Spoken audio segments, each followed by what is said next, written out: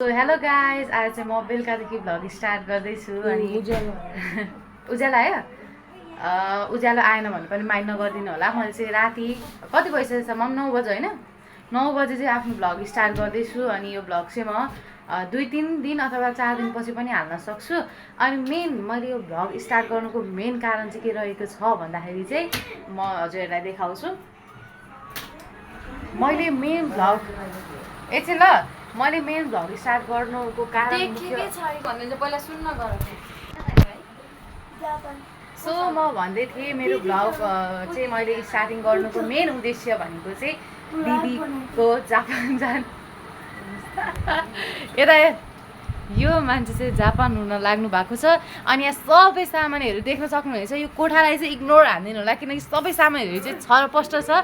अनि यहाँ मम्मी चाहिँ के दिँदै हुनुहुन्छ भन्दा चाहिँ हाम्रो मम्मी चाहिँ तौली ल्याएर दिँदै हुन्छ। मम्मी हाई गर्नु न मेरो भ्लगलाई। अनि अब हाम्रो मेकअप लुकलाई चाहिँ माइन्ड नगरिदिनु होला, किनकि 9:30 हुन आँटेको छ। मैले भ्लग स्टार्ट गरेको मैले अघि नै भनिसकेँ। अनि यहाँ कोही कोही चाहिँ सुर्केसमा लुक्दैछ, यो मेरो भाइ भन्ने। अनि त्यही हो, मैले भनिहालेँ। हजुर के गर्नु निभाउनु। अनि मलाई चाहिँ यसै सन्दर्भमा एउटा गीत आयो, यात्रा रहेछ जिन्दगी।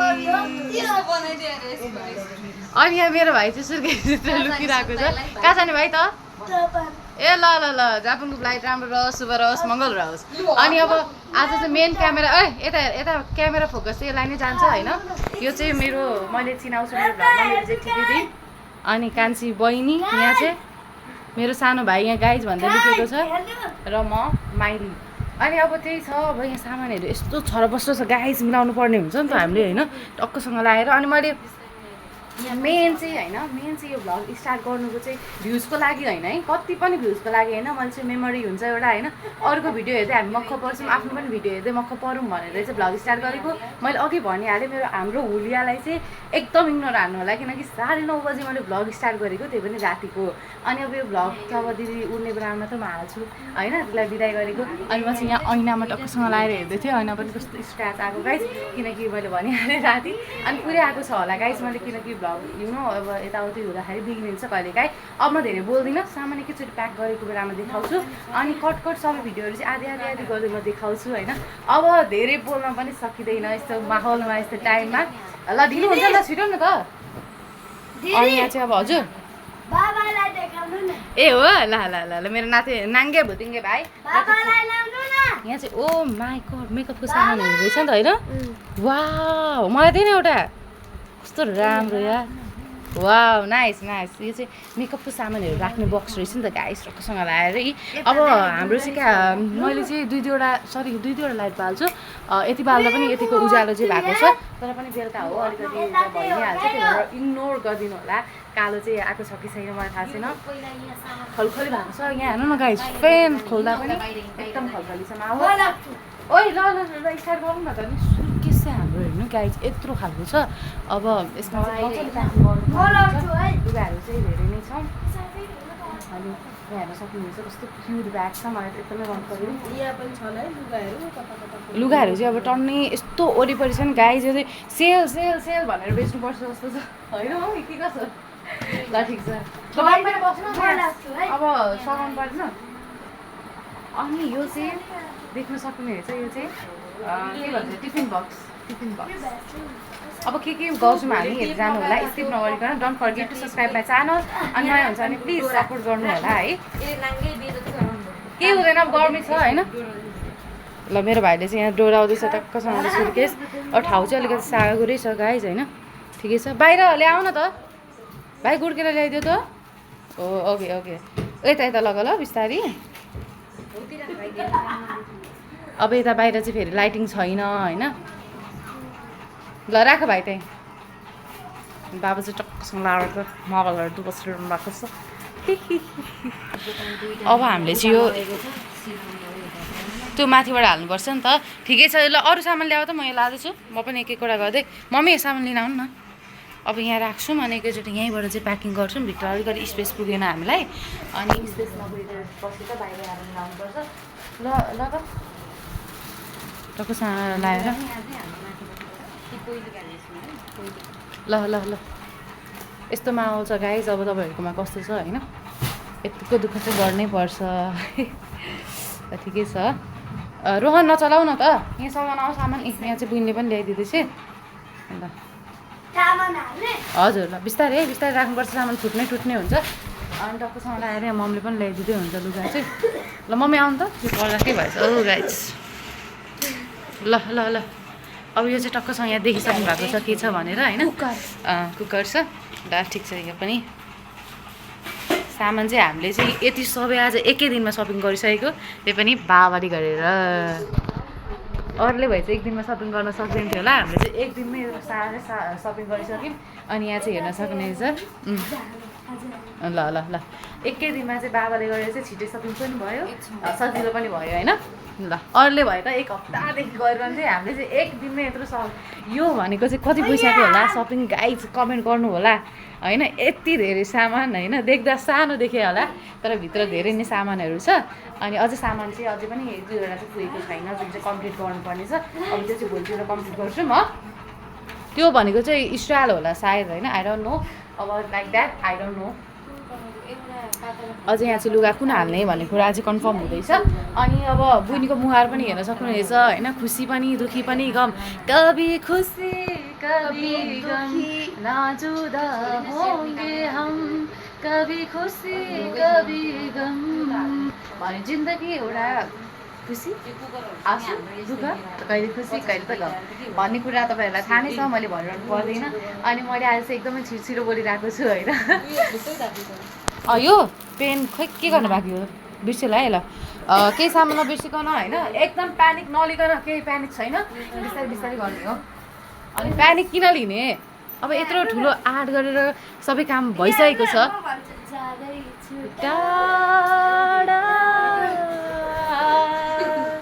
भनेर अनि ल नि त अब मिलाउने कार्यक्रम गरेको छ हामी मिलाउँछौँ अनि म चाहिँ घरिघरि यहाँ क्यामेरा चाहिँ गर्न चाहिँ यसरी अनलाइन पनि आउँछु देखिरहेको छ कि छैन भनेर अब भ्लग बनाइदिनु कोही मान्छे होइन मेरो हात दुख्छ मैले बनाउनु पर्ने हुन्छ ल हामी वरिपरि रहेको छौँ बत्ती चाहिँ बलिरहेको छ मनले राम्रो राम्रो भाइले त सबैको खुट्टा ढोक ओइ ऊ ढोकिदिँदै थियो भाइले ल बिचरा ल ल ल आऊ न त ठिकको लागि है गाइज यो चाहिँ I hope you guys understand हाम्रो नेपाली धर्म कल्चर संस्कृति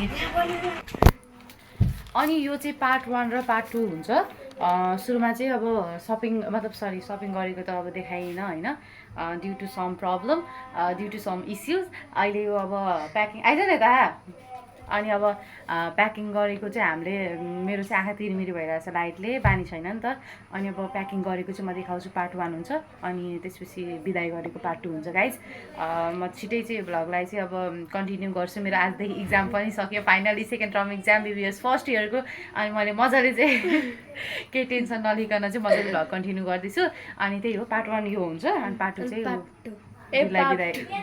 2 चाहिँ बिदाई गरेको हुनेछ त्यो दिन चाहिँ एकदमै इमोसनल हुनेछु म अहिलेदेखि नै इमोसनल छु but it's okay no problem okay ल स्टार्ट है धेरैचोटि स्टार्ट भनिसकेँ तर स्टार्ट भएको छैन ठिकै छ अब केही हतार छैन बिस्तारै गर्नुपर्छ यहाँ चाहिँ कपीमा उसले चाहिँ नोट पनि गरेको चाहिँ टिक लगाउँदै हाल्नुपर्छ गाइज होइन हो यसरी हेर्न सक्नुहुनेछ अनि हाम्रो मम्मी एकदमै इमोसनल भइरहनु भएको छ ठिकै छ हामी यहाँ सान्त्वना दिँदै बसिरहेको छौँ केही छैन बाबा चाहिँ ठिकै छ बाबाले पनि हेल्प गर्नुहुन्छ एकदमै सामान किनेर ल्याइदिनु भएको छ मम्मीको उतापट्टि हो sit there okay do not ear and here okay my English language okay अब यहाँ चाहिँ अब हाफपेन्टहरू पनि लानुपर्ने हुन्छ म लुगाहरू चाहिँ हल्का तपाईँहरूलाई देखाइदिन्छु हल्का यो चाहिँ के भन्छ यसलाई baggy pant right jeans pant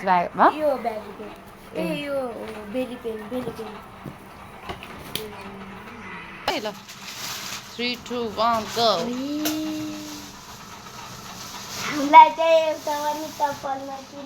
ल्याएर भनेको यसले अनि टाढाको देशमा जाने समुद्र पाडी फेरि फेरि आउन मिल्दैन हामी त नेपालमै छौँ किन मिलिहाल्छ त्यस्तो हो नि त काली डु यु गेट द्याट अनि एर्न सक्नुहुन्छ गाइस आमामा कत्रो बुट हौ है भाइ आमामा म त छक्क पऱ्यो हौ गाइस कुन ममले चाहिँ यहाँ लुगा मजाले पठाउन सघाइदिँदै हुन्छ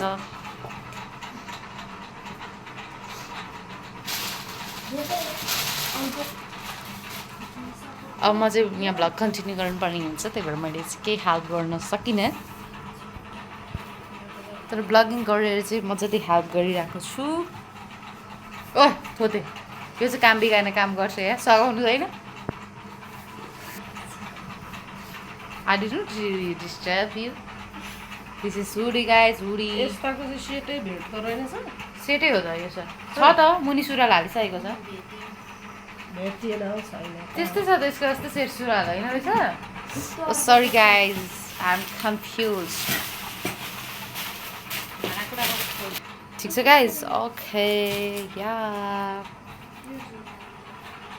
बाई बाई अहिले एकैछिन पछि भेट्छौँ सो गाइज म चाहिँ यहाँ माथि आएको छु थालेहरू लिनको लागि यहाँनिर अब खानको लागि रातिको माहौल चाहिँ यस्तो छ यहाँनिर अलिकति भ्याउ होला अब म यहाँ चाबी खोल्नुपर्ने हुन्छ चाबी खोलेर भेट्छु सो गाइज अब वहाँनिर खानको लागि चाहिँ अब थालेहरू चाहिन्छ नि त सो म प्लेट लिन आएको छु दुईवटा यस्तो प्लेट लाने अनि कचौरा एउटा लाने एकजनालाई कति नै चाहिन्छ र होइन त्यसपछि यहाँ ठुलो एउटा गिलास त्यसपछि चम्ची पनि लानुपर्ने हुन्छ आधी जति चाहिँ प्याकिङ भइसकेको छ आधीभन्दा धेरै बाँकी नै छ यत्रो सामान अट्दैन जस्तो लाग्यो नि